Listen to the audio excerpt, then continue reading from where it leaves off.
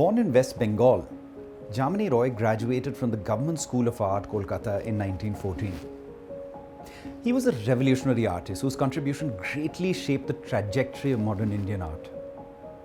Jamini's early body of work comprised landscapes and portraits that were painted in the post-impressionistic style. Abandoning this Western artistic idiom in his late 30s, Roy stuck to the visuals of the familiar surroundings of the Beliator village in the Birbhum district of Bengal, where he grew up. He created a visual vocabulary that was soaked in the traditional folk form, drawn in a bold, visually striking format and colored in an equally vivid yet entirely flat dimensional style. In what was a salute to his cultural importance, this legendary pre-modernist was named amongst the 9 national treasures of India in 1972 by the Government of India, alongside Rabindranath Tagore, Amrita Shergill and Nandlal Bose. By turning to folk traditions for inspiration, Roy followed in the footsteps of other leading modern artists from the 20th century like Vasily Kandinsky and Konstantin Brancusi, who turned to the folk traditions of their respective homes in Russia and Romania. The modernists felt that local traditions represented a pure approach to what was lacking in academic art.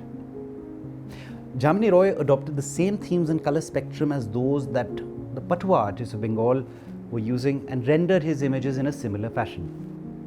This artwork is significant in multiple ways. It shows Jamini Roy's celebration of the Santhal people, who were a recurring subject within his practice. The rendering of the figures is no doubt derived from the minimal lines of Kalighat paintings, but the rounded forms of the revelers' anatomies are reminiscent of terracotta figurines, another folk art from the village of Bishnupur in Bengal.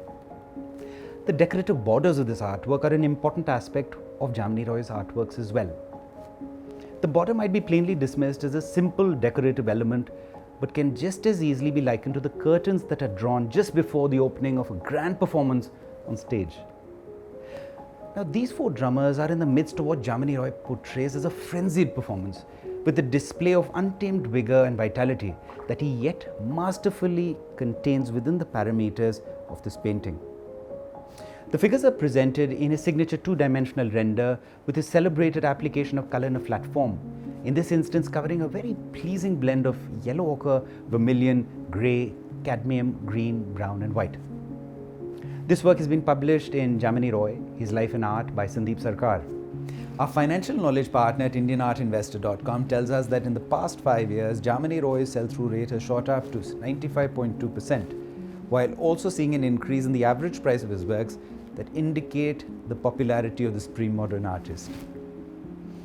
Tempera is by far the best performing medium for Jamini Roy and accounts for 65.8% share in total turnover and 52.1% share in the number of works sold. On the material front, works on card have been the best performing material for the artist, a clear indication about the strength and importance of this beautiful work that we have on offer that can be yours, should you like it enough. Now, if you'd like to own this fabulous work of art, please mail me at arvind@arteryindia.com. It would, as always, be a pleasure to hear from you.